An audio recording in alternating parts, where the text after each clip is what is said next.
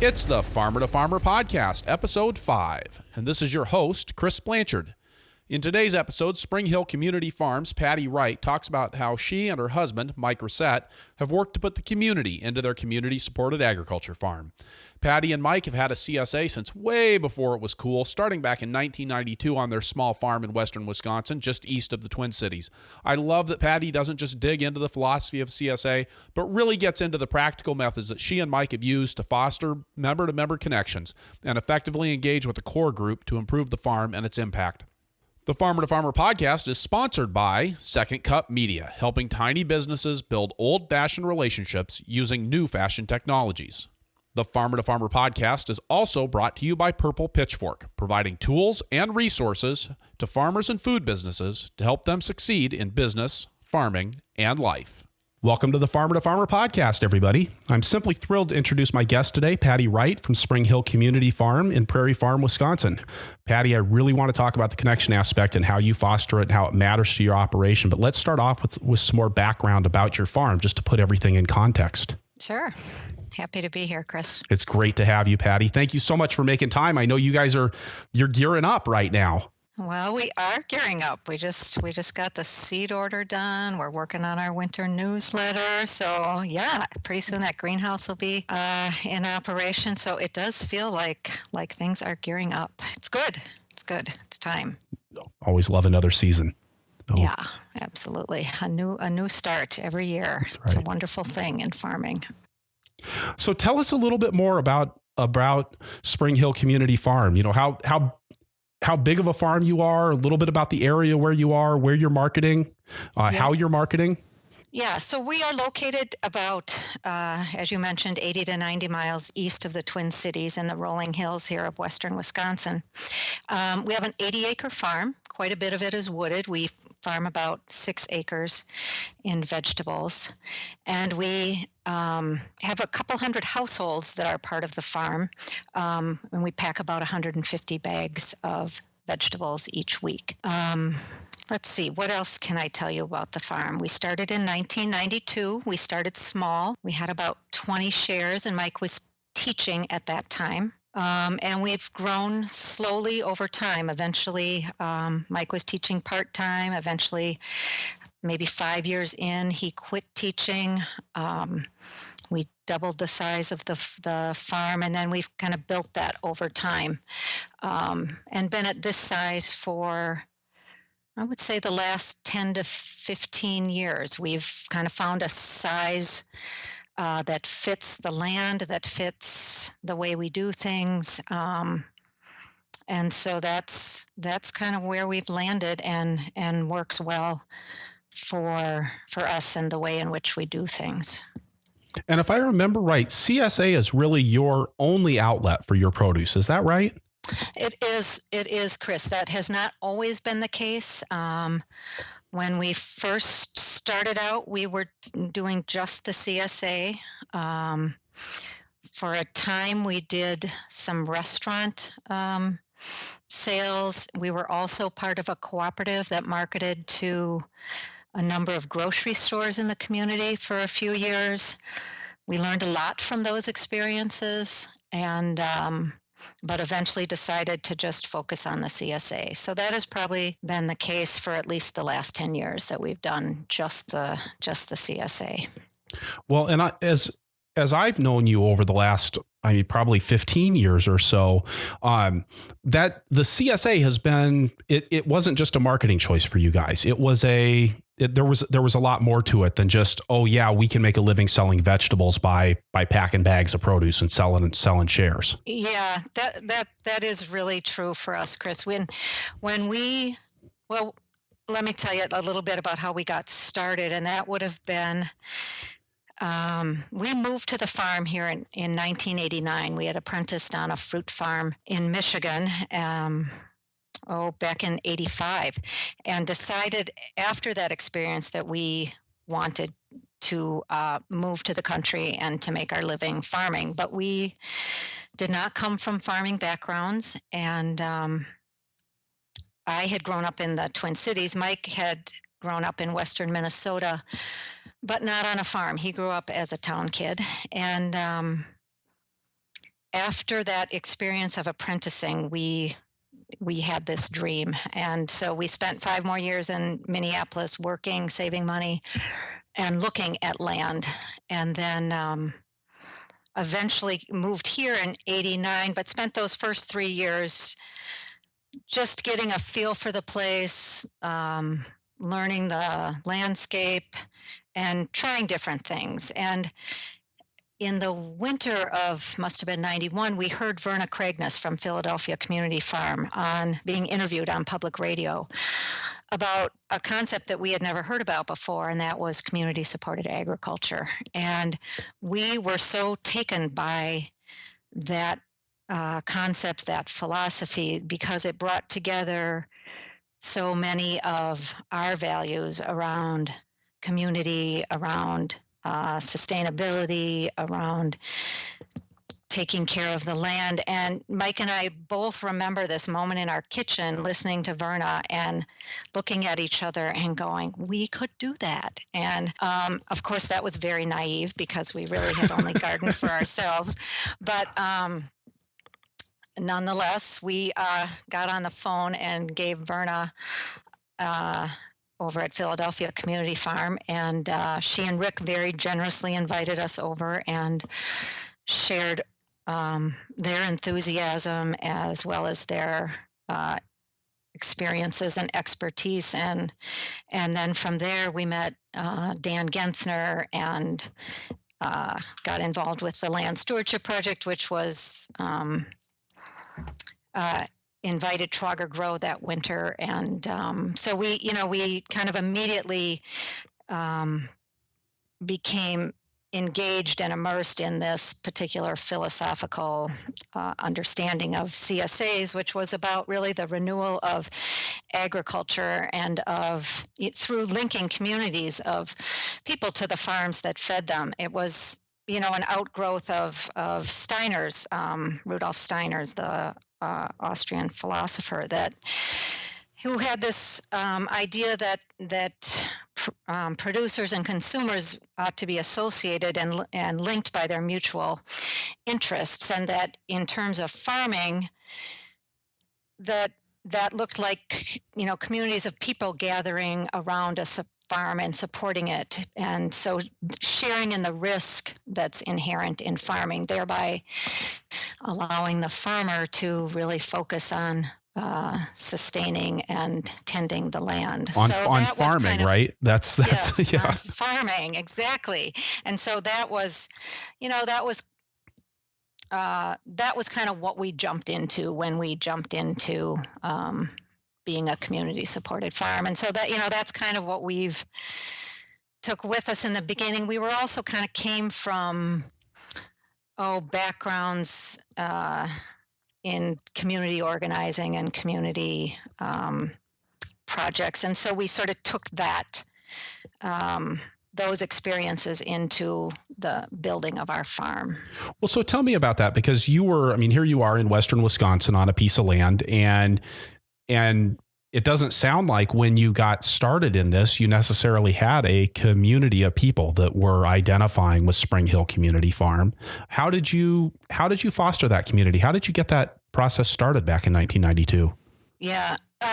Well, we were recently, we had been in the Twin Cities, well, me for most of my life prior to that, and the two of us for a number of years. And so we really looked to those communities that we were a part of when we had lived in the Twin Cities to get us started. So at that time, we were part of a church community. I had been working with a Quaker-based peace group prior to moving out, and so that group was also one that we looked to. After hearing about this concept on the radio, we got excited about it. We contacted probably 10 of our friends and who we'd been staying in close touch with since moving to the farm and who had been visiting with us over that period of time. And we called together, what ended up being our core group, this group of friends that then took got excited about the ideas with us and then took that to their friends and family members, so that first year our 20 shares were that small group, that group of friends, and then their connections. And then it continued to grow really in that same fashion of word of mouth. But we did kind of start with those couple of communities that we had been engaged in our lives in the Twin Cities, and kind of grew from there. Has your farm stayed rooted in the communities there, or is it really more of an agglomeration of individuals now? Yeah, I would say yes to both. I mean, we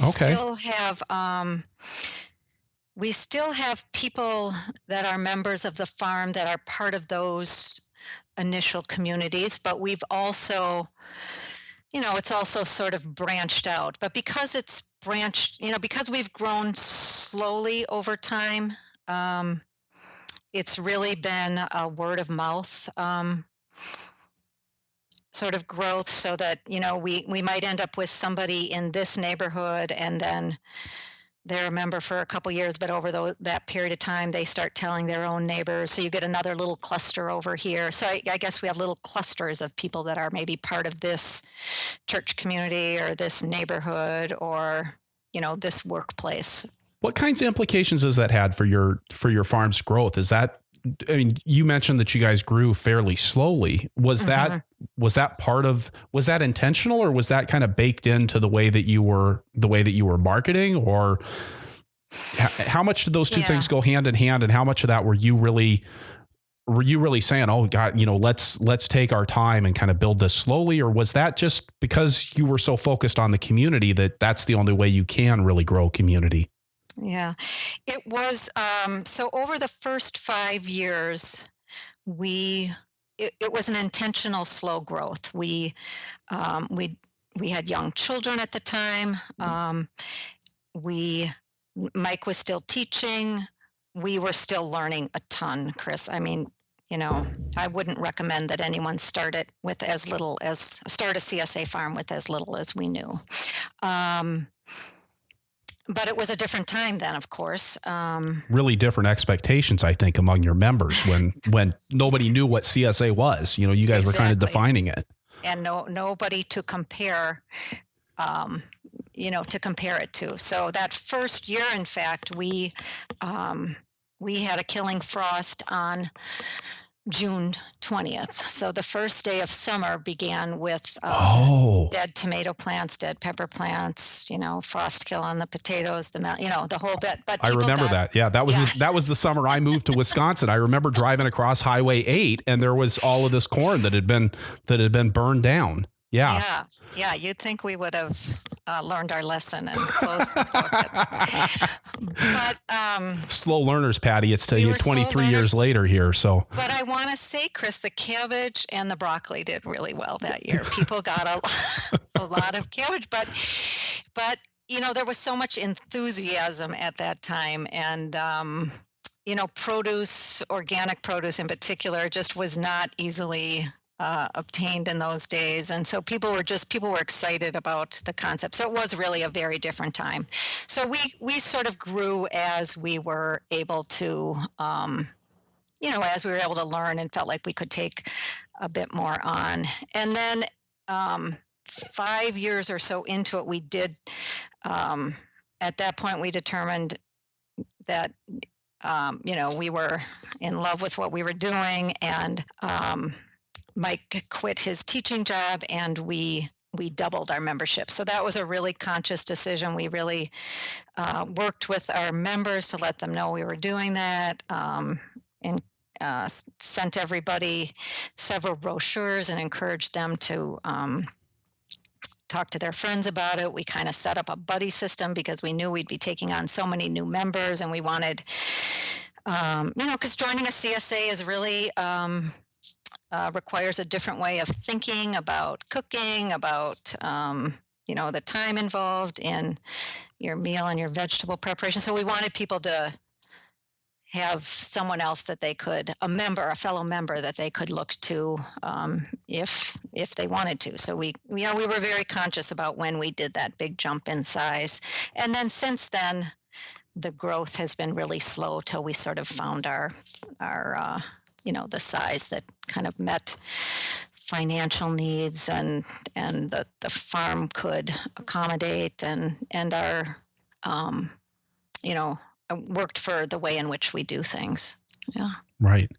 Now, one of the things I find really interesting about your farm is that you've got you really have members working on the farm, and it's not just like, some farms will have working members. You guys have a working membership. Everybody works on the farm, right?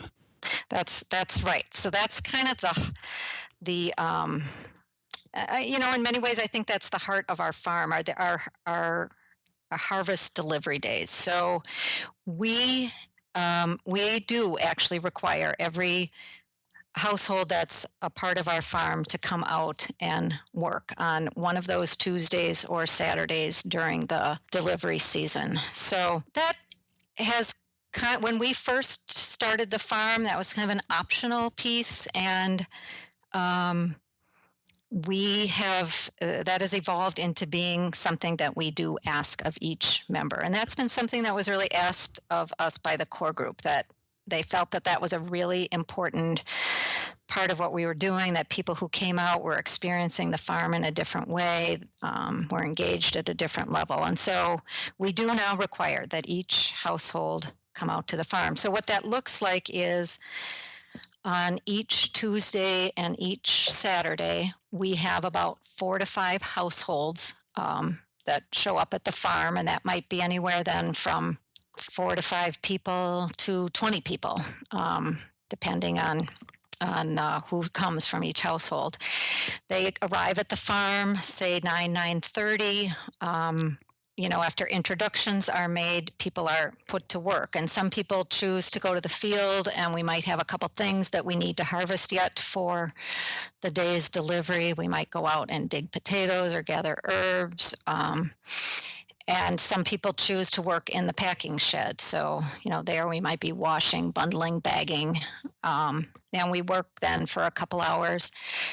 And we share a potluck lunch together. That's kind of a big deal, that we take time to share a meal under our pine trees and,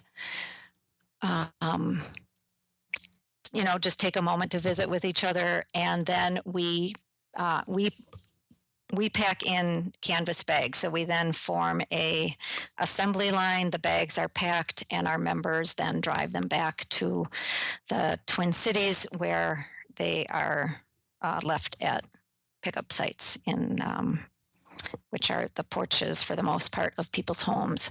So what we love about that and is that we get to know each of our members. We get to know them in a small group setting, so that we're actually able to have conversations with each of them. They participate in the work. We share food together, and it's a way in which members then work on behalf of each other. So there's this shared work that is an important part of the farm, and I think that has been really successful for us, Chris. It's to me, that's really fascinating because on my farm we were, and I think on a lot of the farms that I worked on over the years, were very, very focused on efficiency. Like that was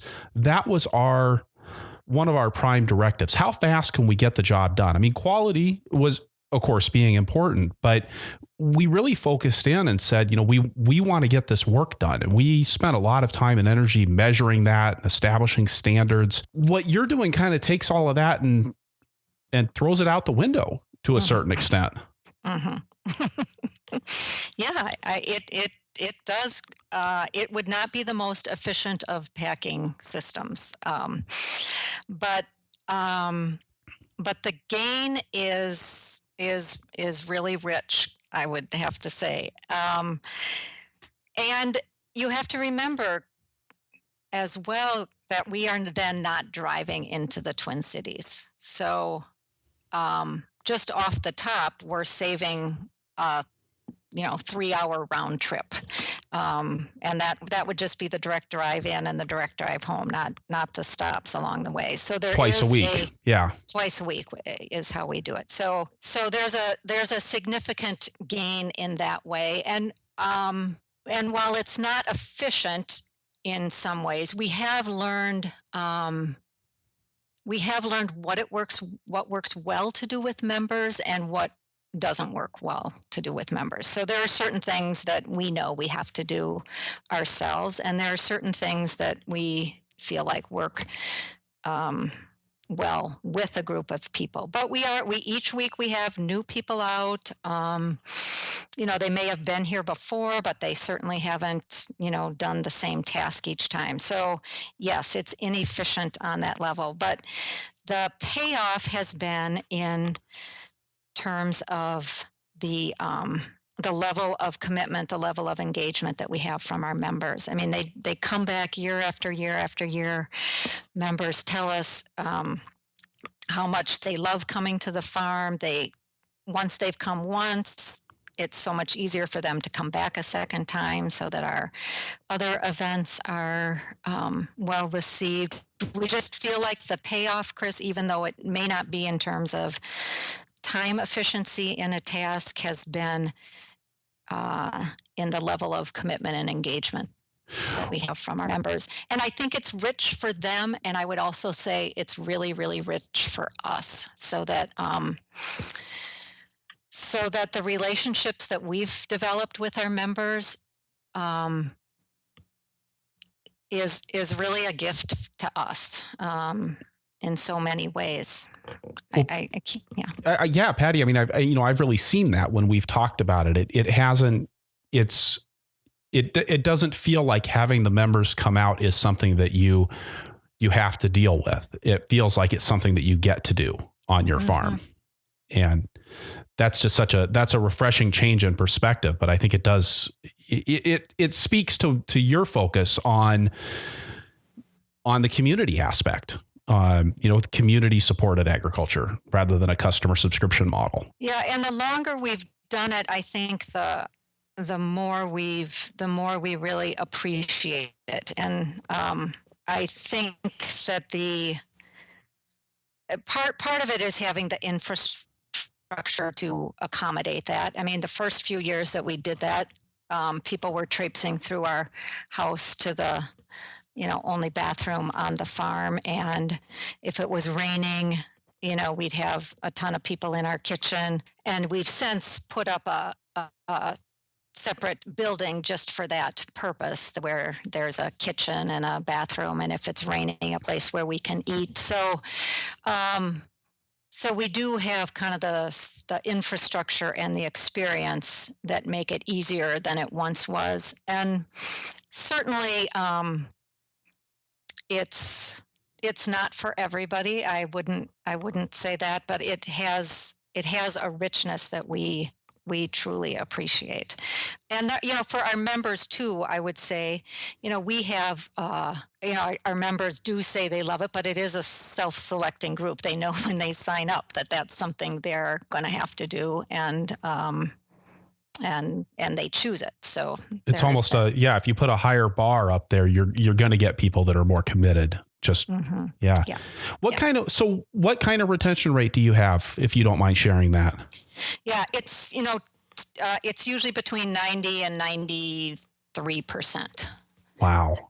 Year in, year out. Which I imagine really reduces. I mean, when we talk about efficiency, really reduces the amount of work you have to do trying to find new members. I mean, that must just be a huge savings in and of itself.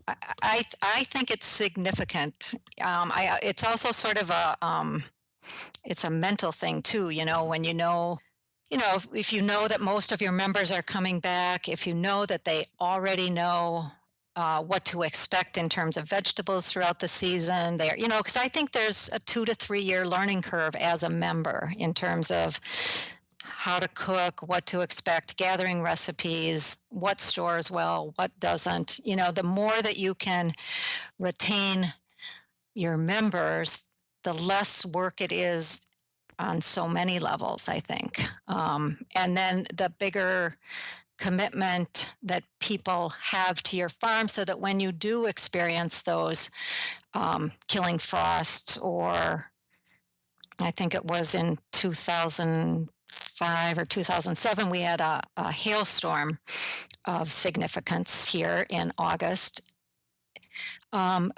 People have experiences of the bounty as well as the risk. And so that commitment level, I think, is important to build, that builds over time and not just in the course of a season. I think, and this seems to go along with the extreme level of membership involvement that you've got. But I also saw, as I was looking through your website in preparation for this, that you do a sliding scale for your membership fees. Yeah, we do. I did want to mention that too, Chris. I'm glad you brought that up.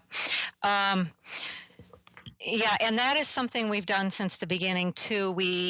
And again, it was, with and through discussion with our core group that came about. But it was a way in which, from the beginning, we wanted to make the membership in the farm available to, people from a wider range of, help me out, Chris. A wider range of economic perspectives, maybe. Yeah. So we offered the sliding scale, and we do always name the target that we are looking for a share. The average amount that you guys need to get. The average amount that we need. We always state the average amount, and year in, year out, we make that average amount often a little bit more. But it is a way in which we feel like the community helps each other, so that people who have done well can support people who are perhaps struggling. And so there's that other level of community engagement where people are helping each other out, and they know that because they choose a spot on the scale, and it's a way, I think, in which people's dignity can be maintained. People can give freely if they're able to. People can come in lower on the scale when they need to, and it's a way in which we care for each other as a community. We've also, been in the situation where we have members. They've been members for years. They got fired from their job, or lost their job for whatever reason, and we've been able to say, knowing that the community is gonna support that, we've been able to say, just pay what you can, even if you can't make that bottom end of the scale. Just pay what you can, and the community will carry you. That's what communities are for. So we've been able to do some things within the context of community that we wouldn't be able to do otherwise, and that's been a good thing. It's interesting, Patty, because I hadn't thought about it from the perspective of community members supporting each other in this. I had really, when you talk about a sliding scale, so often that feels to me like you're really asking the farmer to take the brunt of somebody not being able to afford the CSA, or not having it be not having that money around. And it's interesting that you talk about this more as it's not you guys as Mike and Patty having to give back to a member who's struggling. It really is that gift is across your community and is fairly revenue neutral for you, which is kind of I say revenue neutral in the middle of a conversation like this. It sounds kind of crass, but but I also think it's important because you're not out there getting rich. It very much, I don't mind that term, Chris. It is revenue neutral because we do state that average. If we weren't making that average, we would have a problem, and then we'd have to figure something else out. But because we really count on, and our experience has been that we make that average, we know that the sliding fee scale works in that way. And it does then become members helping each other rather than the farmer. And And that is an important distinction. Patty, we're going to take a short break to hear a word from our sponsors, and we'll be right back. Farmer to Farmer podcast is sponsored by Second Cup Media, a website design and marketing firm run by Christy Waits and Tom Ponick. They've worked in the technology field for nearly 20 years and love sharing their knowledge and expertise with tiny business owners, including farmers. Their business operates on two fundamental principles: simple plus personal. A key part of building a tiny business in today's big world is knowing how to cultivate strong and lasting relationships with customers and understanding the value of a good conversation. Building a tiny business isn't all about balance sheets and bookkeeping. It's about keeping people engaged long enough for that second cup. The world is changing, the economy is changing, businesses are changing, but most importantly, people are changing. Bigger, better, and faster is no longer sustainable, but tiny is. Tiny businesses are built on a solid foundation of slow growth, strong relationships, and manageable tasks, and Second Cup Media can help. www.secondcupmedia.com. The Farmer to Farmer podcast is also brought to you by Purple Pitchfork, where Chris Blanchard, that's me, draws on over 25 years in the organic farming business to provide down-to-earth solutions to the real challenges faced by farmers, food businesses, and nonprofit organizations. I've provided help to beginning and experienced farmers around North America with business planning, individual farm assessments, marketing strategies, management training, packing house design, and ongoing individual and team coaching. With experience on farms from 1/2 to 100 acres, I bring the knowledge and approaches you need to improve your farm, your business, and your life.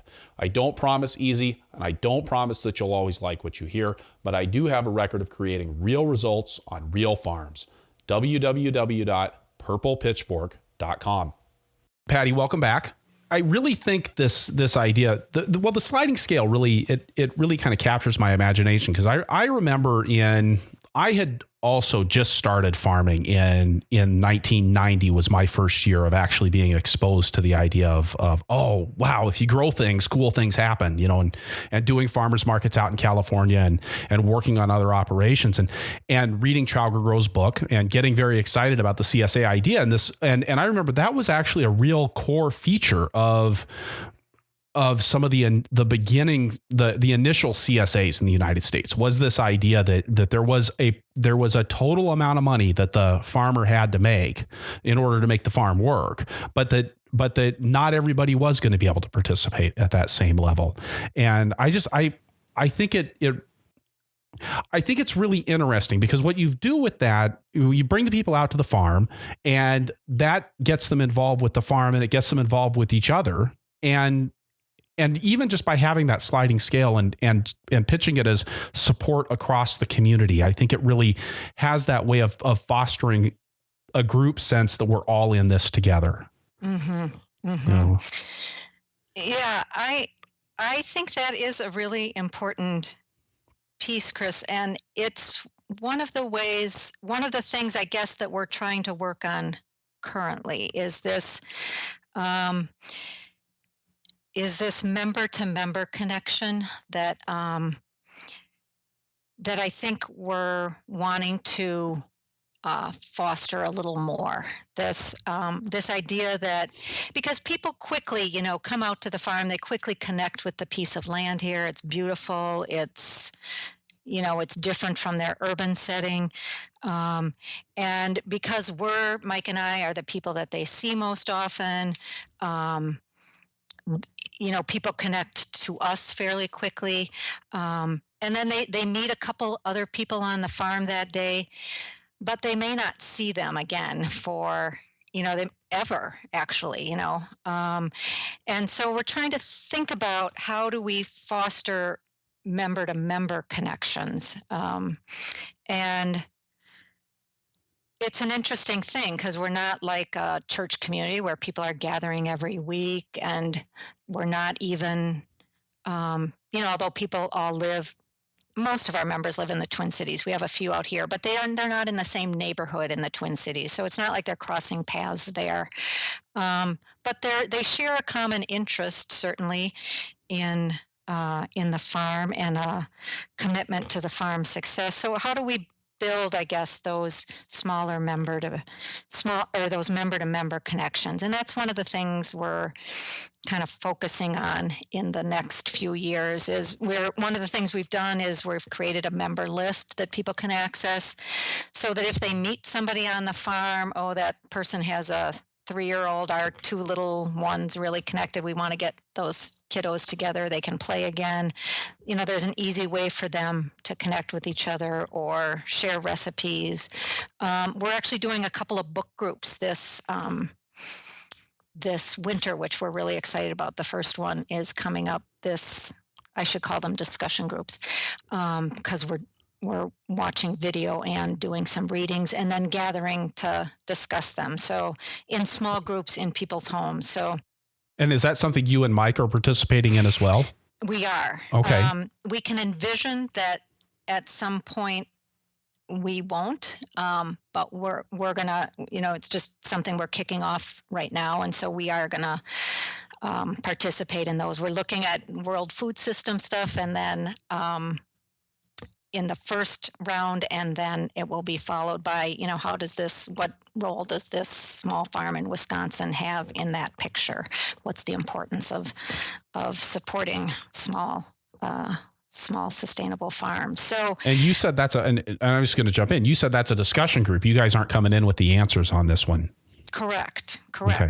We're coming in to be participants in that discussion group. We might have to swing back for a report on how your small farm in Wisconsin fits into the world food system. Yeah, well, we might have to. We've done little cooking classes, Chris, in people's homes that Mike and I have not been a part of, where 2 members have paired up. One has one as the host and one as perhaps a round of Indian cooking, perhaps a round of how to cook with what's in the bag, where people sign up, a dozen people show up, they cook together, and then they eat together. We've encouraged people to have pesto parties, which they've taken us up on, where we send the basil and the garlic in, and then a group of members will get together and make pesto together in someone's kitchen.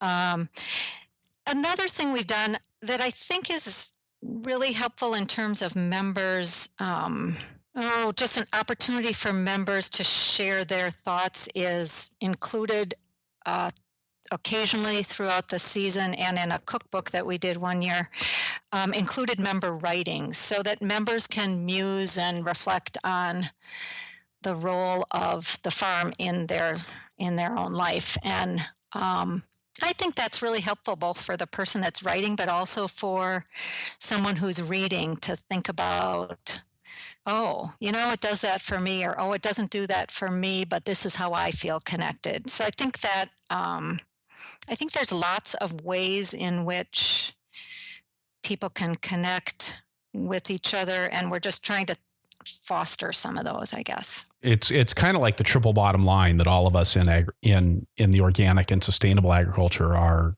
focused on, right? It's not just about the money, it's about the environment, it's about the social life. But you guys are really taking that that social piece to kind of a new level, with really and not so much in the way that of charity, which I see some farms doing, but really in the way of thinking about how do we build something bigger out of this. That's just really, I love it. I love it. I think an important part of that has been our core group.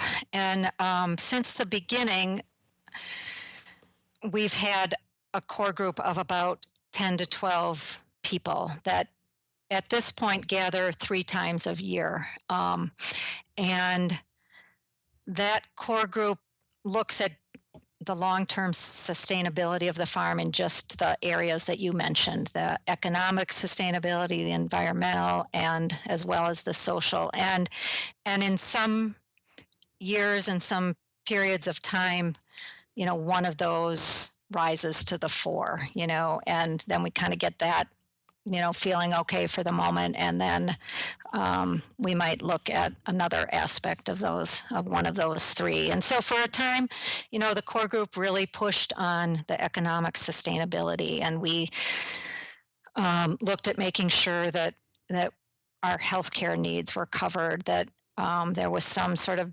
plan in case one of us became temporarily disabled for the season. If we looked at a couple years ago, we looked at the need to raise the wages of the people that worked here. And so the core group sent a letter out to their fellow members explaining why there was going to be a rise in share price and what that money was going to. And then there are times when that social aspect gets brought to the fore, and we look at how we can push that forward. But I think it's because we have those other voices and that member perspective that regularly gathers, that regularly delves into thinking about these issues, that we're able to push them forward in a way that if it was just Mike and I, we wouldn't get there. And so that I just can't say enough about that core group for the development of our farm. They are, really invested in its success, in being thoughtful about its long-term sustainability. And the next task, it's not the next task, but it will be one of the tasks over the next 10 years is what happens to this farm, as Mike and I need to slow down and eventually, bow out. What Right. happens there? So, that is something that we are, just beginning to say we need to think about this, and let's start looking at models. And if you read something, or if there's someone you think it would be helpful to talk to, let's just begin to think about having this conversation. So that is something that that the core group will also do some thinking about with us. And I just think we're able to explore these questions in a way that's been good because of the broader perspective that's brought to us through the core group. So I've worked with dozens of farms over the last several years, and very few of them are focused solely on the CSA. Do you think that if you guys were selling to retail stores, moving stuff through restaurants, would the core group still be as effective and as engaged in your farm operation and in that kind of that high level direction setting? Yeah. Well, that's an interesting question, Chris. I can't say I've really thought about that, though there must have been about 7 or 8 years when certainly that was the case, that wasn't a significant part of our income ever, but it was some, and it was an important part. I didn't ever feel that the core group was less useful then, nor do I think that they felt that they were. It is a time commitment, certainly, to engage a core group. Yeah, you said meetings 3 times a year, but I'm imagining that these are people who are probably in contact with you more often than that. Yeah, and sometimes it's because we're in touch with them. We've got a decision on our plate. We might not be something we take to the whole core group, but we want someone else's perspective. We draw on them for certain things. Sometimes we've had, what am I thinking of? Smaller groups from the core group meet to, research a particular topic. So sometimes we will have a kind of a subcommittee that meets on a particular issue. Maybe it's healthcare or something like that. Somebody trying to figure out what health plan you guys should be signing up for, or how you can make that work in your business. What other kinds of things are you engaging with portions of the core group about over the course of the year? I mean, it seems like those big three meetings are focused on these very high level topics, and then it sounds like some of that, what I think of as committee work, is happening at some of the lower, a little bit closer to the runway, if you will. One of the things that we didn't have a core group on our farm, and I suppose part of that was because I didn't really want a small committee trying to tell me that what kind of tomatoes I needed to grow. Sure. That's my job to figure that out.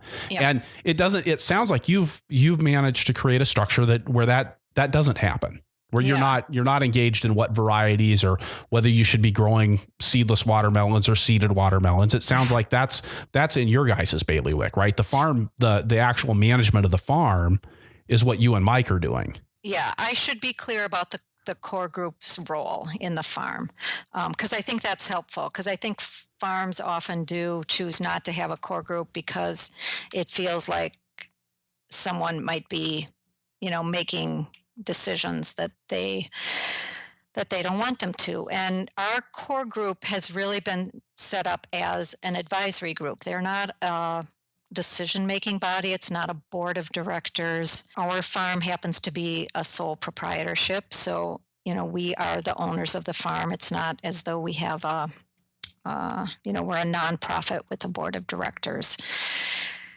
And they are grappling primarily with those bigger issues, the day-to-day stuff, who's hired to work on the farm, what varieties we're growing, what our day-to-day operations look like. Those are not things we even talk about in the meeting. Mike and I really create the agenda. We are thoughtful about what's where it would be helpful to have that member perspective, and those are the things that will be on the agenda. It wouldn't be helpful for our core group to be thinking about, what sorts of tools we need or what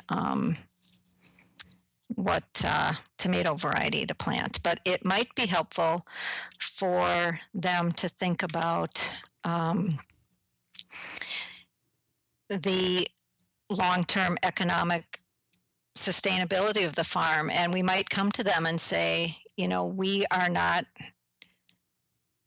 making it. We need to figure out how we're going, which we did a number of years ago. We need to figure out how we're going to be able to do this long-term economically. And they, with us, came up with a plan over time that was going to allow us, once Mike quit teaching, to get health insurance, to create a living wage for ourselves. And in fact, they often push us in a way that we wouldn't do on our own, in terms of what the share price ought to be and what needs to be communicated to the membership. So it's really not day-to-day stuff at all. It's kind of that bigger picture stuff that and things where it's helpful for us to have the member perspective that we bring to the core group. I think I've probably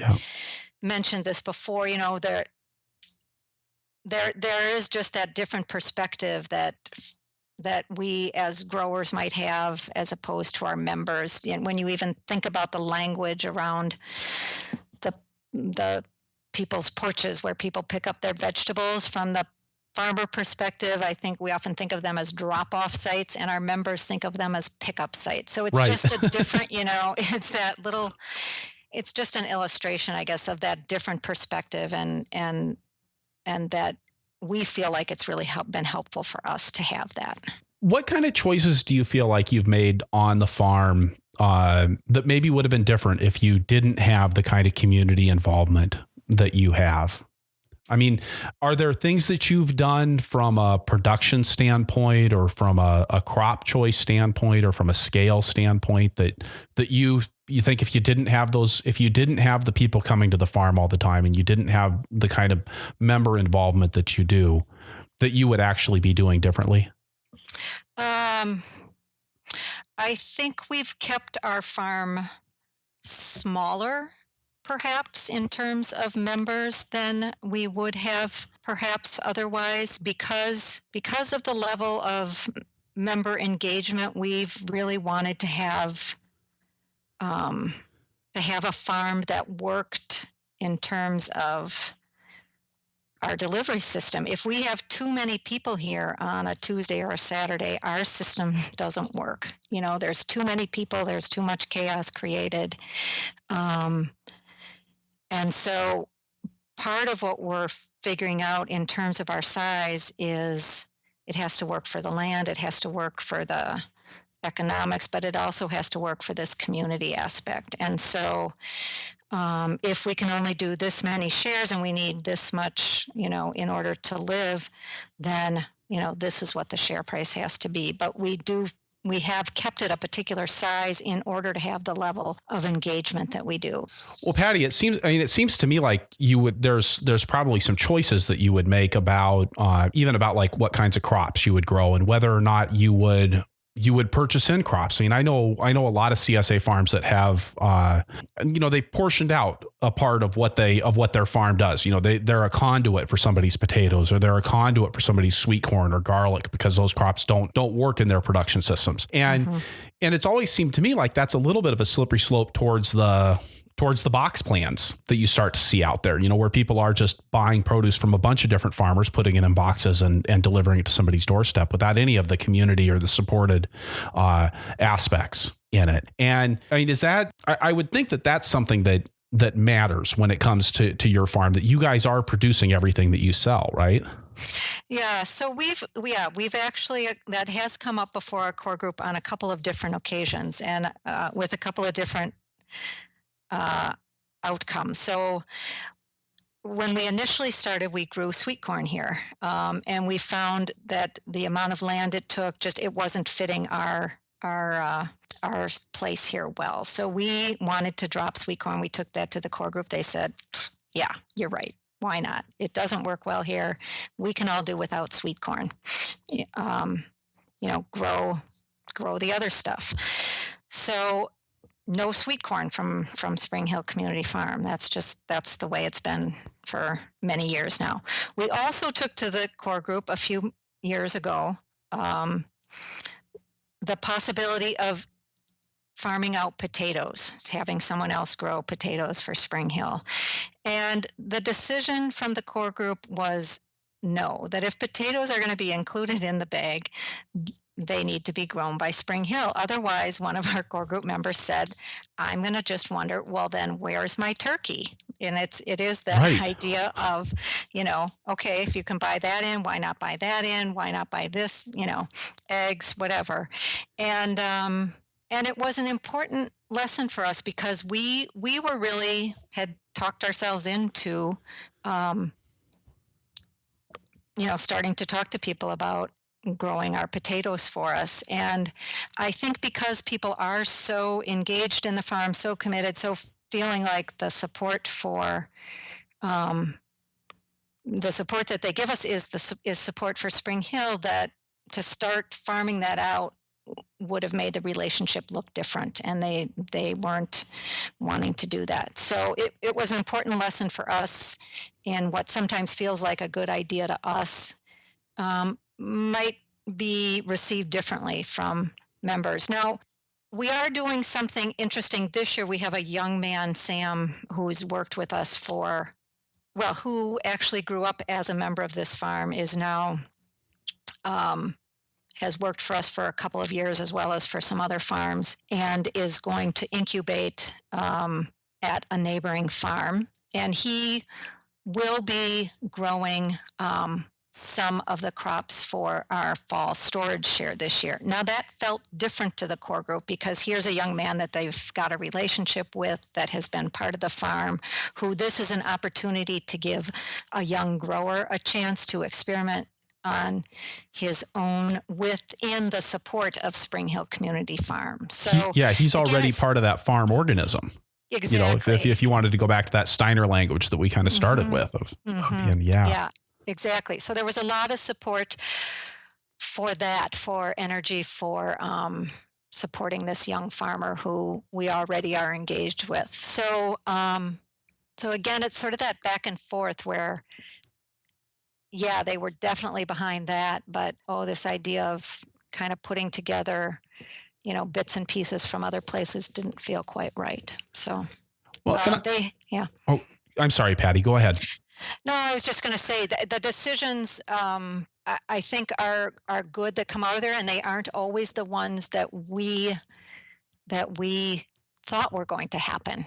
I can't say there's ever been a decision we haven't felt good about and that has been beneficial in the long run, but we don't always.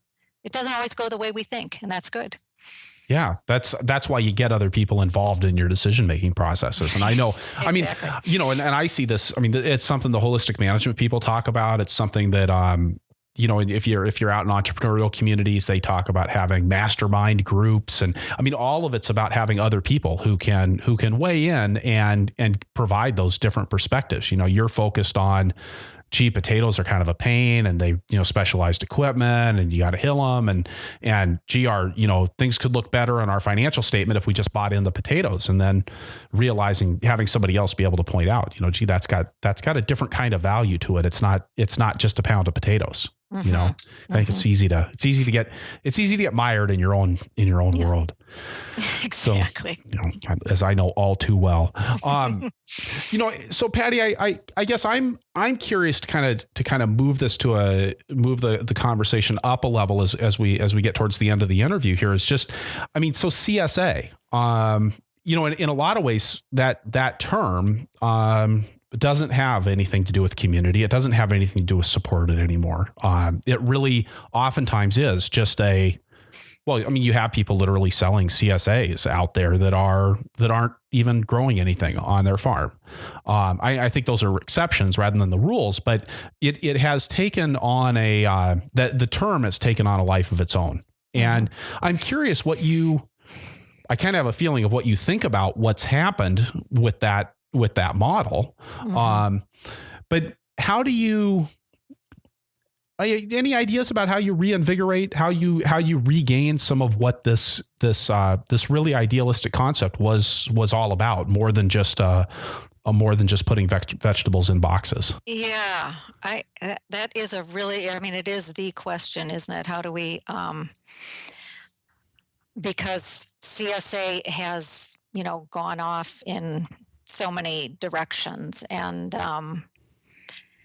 I think it's a question before the CSA community is how do we move the vision forward? Is there a vision that we can agree on? Is there, because CSA does, it's not that every farm need or ought to be like our farm, or or needs to be like, some other farm. There is, community expresses itself in many, many different ways, and people feel connected in all sorts of different ways. People respond to different things, and it certainly, CSA ought to look different depending on the farm that in question. And so I do think, though, that there are two things that are at the heart of CSA, and that is community and it is shared risk. And I would like to see us sort of grapple with those and engage those concepts, and sort of continue to think about those as being at the core of CSA, and for people to pay attention to how to express those things in their farm. I guess I think for community supported agriculture to have a lasting presence, we need to think about engaging people as community members rather than as simply consumers. And if we don't, I think it will be difficult for CSAs to compete with other forms of purchasing vegetables, which are much more convenient. And we all know CSAs aren't particularly convenient, and they're often require a separate stop to pick up your vegetables. You don't get to pick what's in them. You're maybe paying up front for them. I mean, there's all kinds of ways that it's not convenient, but it can be very rich. And I think if we don't offer that richness, within our farms, that opportunity for people to feel a connection, to feel that they're supporting a particular farm, we won't have a lasting presence because other people, there are other ways of getting vegetables that are more convenient. So I think what we have to offer as CSA farms is a richness and an engagement and a connection. And without that, I don't really see CSA as having much of a future. So I think that the way in which we can nurture that is, and we haven't talked about this, Chris, is that each of us on our farms has these communities that support and surround their individual farm. But I think there's also a way in which CSA farmers can be community to each other. And Yes. I know we have experienced the importance of that over the years.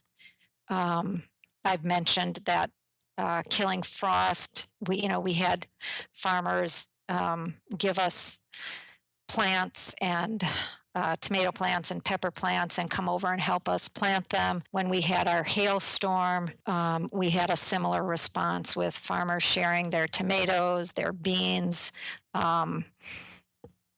sharing what they did for fall plantings that was effective. I mean, we just got all kinds of support from the farmer community. And I think that as much as we develop communities on our own farms, we need to be community to each other. And I think we haven't, at least in this region, done a good job of that. And I think that is certainly a task before us now is how to be community to each other. Any thoughts on the best ways to go about developing that community to each other? I mean, it's awfully hard when you see, how many CSAs do you have in the Twin Cities now? I mean, it's almost as many CSAs as there are members in your farm. Yeah.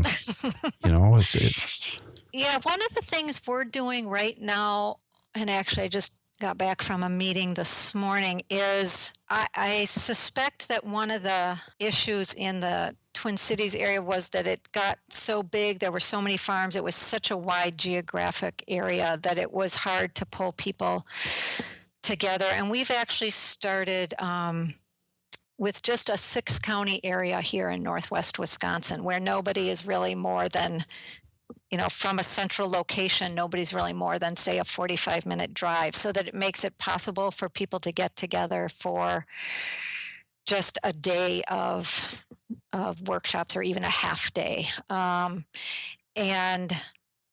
we're just starting, Chris, but we just got together for a day-long event a couple weeks ago, and we got together this morning to talk a little bit about how we move this forward. And I do think that the geographical piece is important, because I think when we're too spread out, when there are too many, it becomes cumbersome. In order to share at the level that I think we need to share, in terms of, there needs to be a level of trust. And so when people can know each other, can see each other on a annual, once a year, twice a year basis, relationships can be formed, trust can be built, and I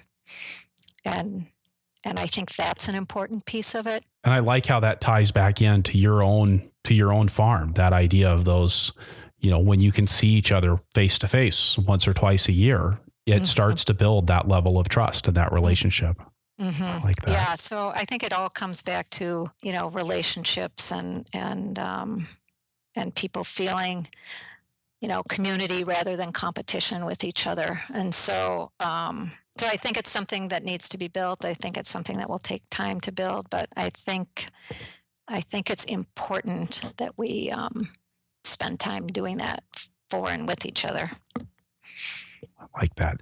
Patty, I if it's okay with you, I'd like to end with it's almost a prose poem that I found on your website from one of your members, called "The Gift of Many Worlds." I'm going to butcher the pronunciation of her name. So maybe you want to say it for me. It's Joelle Heft. It's actually Hay. Oh, see, this is why I asked you how to pronounce your name, even though it seemed pretty straightforward before we started the interview. Okay. Yeah. So by Joelle Hay, is that okay if I read that absolutely. here? Yeah. I think this, as we've been talking, it seems like it captures so much, that there are many different and hallowed worlds at the farm, and we all have our own sense of that. The world I know and love best is the world of kindness and the world of knowing and being known that greet us each visit in the faces of Patty and Mike. They must keep notes, I think, as they engage us in conversation about the kids and their activities, about our jobs, about the details of daily life. There's the world of the physical work itself, the picking of potatoes that have been turned over by Mike on his plow, or the cutting stalks of chard, the bundling of fragrant herbs, or the washing of onions or squash. There is the world of the place and the land, the dirt and the rolling hills, the raspberries and the wild turkeys. There is the secret world, at least to me, where the kids disappear, to the pines, somewhere above a world of their own. And there is the world that gets created anew each break time, over lunch, out back under the pines if we're lucky and the weather cooperates. From plate to plate and mouth to mouth, nourishment, ideas, stories, and more are shared around the table. There is a world of teamwork in the assembling of the day's bags, the smallest hands placing 2 zucchinis and then passing bag after bag to the next, who adds carrots or a bunch of broccoli. We need more eggplant, someone calls, as Patty orchestrates the loading of the vehicles. And each time these many worlds enliven and delight us and bring us together in new ways. And each time it is a gift. Thank you, Patty. Thank you, Chris. All right. Patty, I've really enjoyed hearing about your farm and about your CSA. And listeners, if you don't already know, you can find links to the things that we've mentioned at the beginning of today's episodes. This wasn't a real highly technical talk, and that's great. But we'll have links to Philadelphia Farm and Land Stewardship Project just as a source of information for folks. We'll do that at the website, farmertofarmerpodcast.com, and you can go on that website and just search in the search box for Wright. That's WRIGHT, and this post should show up. Patty, thank you so much for being so generous with your time and your experience and just your thoughtfulness that you bring to this enterprise. Thanks, Chris. It was fun to talk about community, talk about farming. Thanks for asking me. Thank you, Patty. Wow, I am so inspired by the farmers who are out there making a difference in their communities and on the land. Again, you can find links from the show and more notes at farmertofarmerpodcast.com. Just search for Wright. That's WRIGHT. If you haven't already, please subscribe to the Farmer to Farmer podcast on iTunes, Stitchers, or the podcast app of your choice to get new episodes as soon as they are released. And if you'll take the time to leave a rating or review, it really does make a difference in how many people this show reaches.